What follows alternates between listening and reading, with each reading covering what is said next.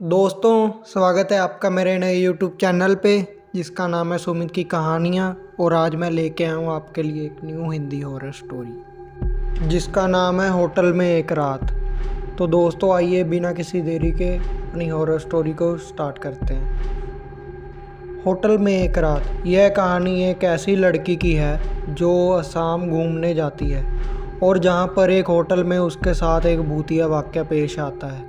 यह घटना पिछले साल मेरे साथ तब हुई थी जब मैं अपने दोस्तों और बॉयफ्रेंड के साथ शिमला की यात्रा पर गई थी।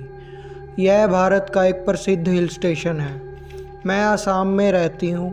3 घंटे की फ़्लाइट और 4 घंटे ड्राइव करने के बाद हम शिमला में थे। आखिरकार हम अपने घूमने की जगह तक पहुँच चुके थे। हमने अपने होटल में चेक इन किया, पर हमने कमरों को चेक नहीं किया क्योंकि हमने उन्हें पहले ही ऑनलाइन बुक कर लिया था और हम थोड़े जल्दी में भी थे।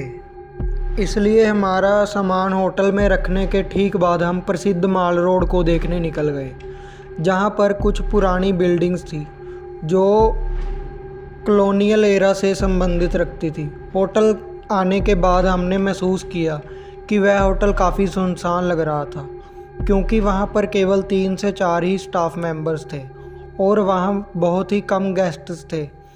वैसे शिमला पर्यटकों के लिए काफ़ी चर्चित स्थान है, पर वह समय जनवरी का था और उस समय उस जगह पर ठंड भी पड़ रही थी, इसलिए भी शायद कम संख्या में वहाँ पर लोग थे। मैं अपने बॉयफ्रेंड के साथ एक ही कमरे में रुकी और हमने रात को खाने का ऑर्डर देने का निश्चय किया। पर जैसे ही मैंने रिसेप्शन पर कॉल लगाई तो मैंने एक स्टैटिक साउंड को महसूस किया। ऐसा लग रहा था कि जैसे किसी ने फ़ोन उठा लिया है और वह कुछ कह रहा है, पर किसी कारणवश उसकी आवाज़ सुनने योग्य ही नहीं है। मैंने फिर फ़ोन लगाया, पर तब भी पहले जैसा ही घटित हुआ। तब मेरा बॉयफ्रेंड खुद रिसेप्शन पर गया, पर वहाँ पर कोई भी नहीं था। उसने मुझसे पूछा कि तुम रात के खाने के लिए बाहर चलना चाहोगी। हालांकि मैं नहीं जाना चाहती थी क्योंकि बाहर ठंड थी, पर मुझे काफ़ी भूख लगी थी, इसलिए हमें बाहर जाना पड़ा। हमारे दोस्तों ने शाम के समय खाना खा लिया था, इसलिए उन्होंने वहीं रहने का फ़ैसला किया। जब हम वापस होटल लौटे तो हमने देखा कि होटल का रिसेप्शन अभी भी खाली था। हमने सोचा कि शायद यह होटल सस्ता होने के कारण यहाँ की हॉस्पिटैलिटी इतनी अच्छी नहीं है जितने बड़े होटलों का होता है। मैं तरोताज़ा होने के लिए वॉशरूम गई। अंदर मैंने वॉशरूम के दरवाजे पर हल्की सी दरवाजे को खटखटाने की आवाज़ सुनी, तो मुझे लगा कि यह मेरा बॉयफ्रेंड होगा। तो मैंने उससे कहा कि 2 मिनट रुको, पर दरवाजे पर खटखटाने की आवाज़ आती रही। तो मैंने दरवाजे खोलकर उससे कहा कि तुम्हें क्यों समस्या है। तो वह अपने मोबाइल में गेम खेलता हुआ मेरी तरफ आश्चर्य के साथ देख रहा था। यह काफ़ी अजीब था क्योंकि मैंने साफ रूप से कुछ तो सुना ही था, पर मैंने सोचा कि शायद बाहर ठंडी तेज़ हवा चल रही है जिस कारण से भी किसी प्रकार की आवाज़ हुई होगी जिसे मैंने सुना होगा। चूँकि हम थक चुके थे, इसलिए जैसे ही हम बिस्तर पर लेटे हमें नींद आ गई। ठीक आधी रात के समय मुझे ठंड लगने लगी। जैसे ही मैं उठी तो मैंने उठकर देखा कि कंबल मेरे ऊपर नहीं था। मैं अच्छे से सोती हूँ, तो यह कहना गलत होगा कि मैंने तीनों कंबलों को मेरे ऊपर से हटा दिया होगा। मैंने घड़ी की ओर देखा। रात के 2:05 बज रहे थे। मैं बाथरूम में गई, पर जैसे ही मैं अपने हाथ धो रही थी कि तभी मैंने एक आवाज़ सुनी और एक सिक्का मेरी तरफ उछलते हुए आ रहा था। मैं आश्चर्यचकित थी क्योंकि हमने अपने कपड़े बाथरूम में नहीं रखे हुए थे, इसलिए यह सिक्के वाली घटना घटित होना संभव नहीं था। एक क्षण के लिए मैं उसी जगह पर जम गई। मैं हिल नहीं पा रही थी। मैंने अपने शरीर में कपकपी सी महसूस की।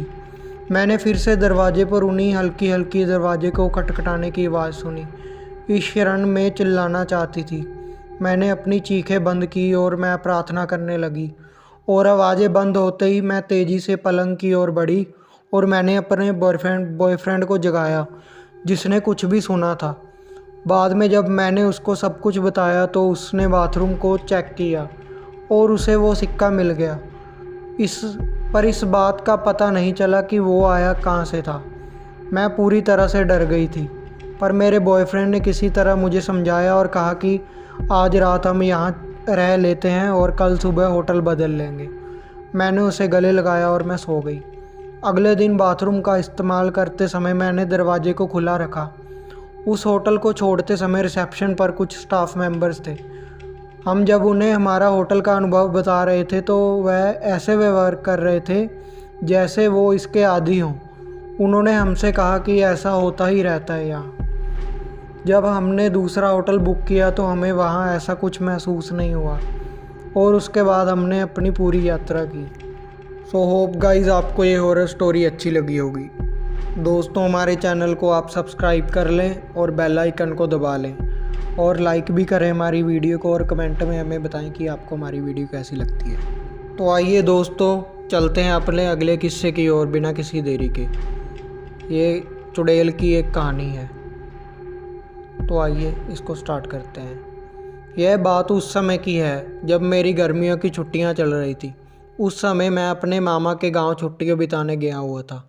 वो गांव बहुत ही सुंदर था और वहाँ के खेत और पहाड़ भी काफ़ी सुंदर थे। गांव पहाड़ों के बीच में बसा हुआ था। वहाँ के लोग भी काफ़ी अच्छे थे और मैत्री स्वभाव के थे।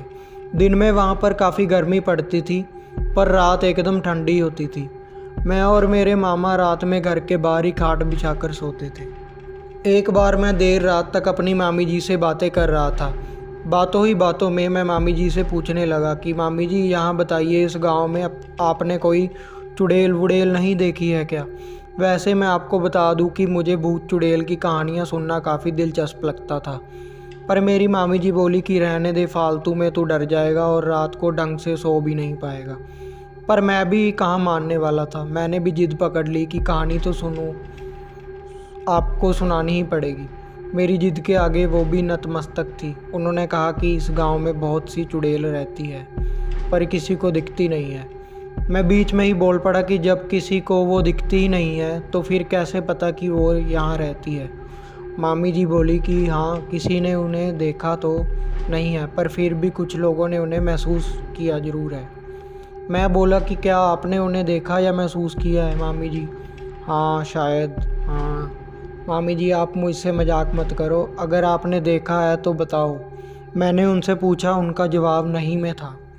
मुझे उनसे कहानी सुननी थी पर उन्होंने मुझे कोई कहानी नहीं सुनाई।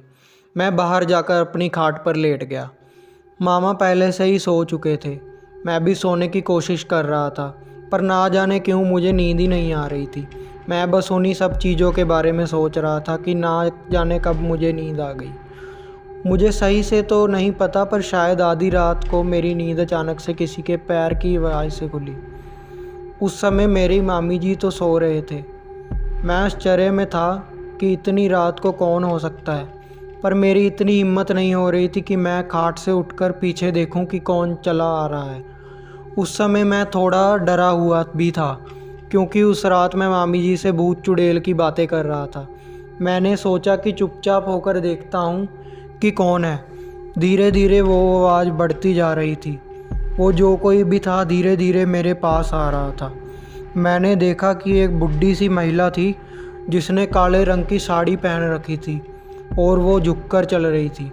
वो मुझसे अब थोड़ा आगे निकल गई और एक जगह जाकर रुक गई। मैं अब भी उसे देख रहा था और सोच रहा था कि ये क्यों रुकी है, कि तभी वह पीछे मुड़ी। जहाँ वह रुकी थी वहाँ बल्ब की हल्की सी रोशनी पड़ रही थी। मैंने उसका चेहरा देखा और सच कहूँ तो मैं उसका चेहरा देखकर डर गया। उसकी नाक लंबी थी और उसके चेहरे पर अजीब सी डरावनी हंसी थी।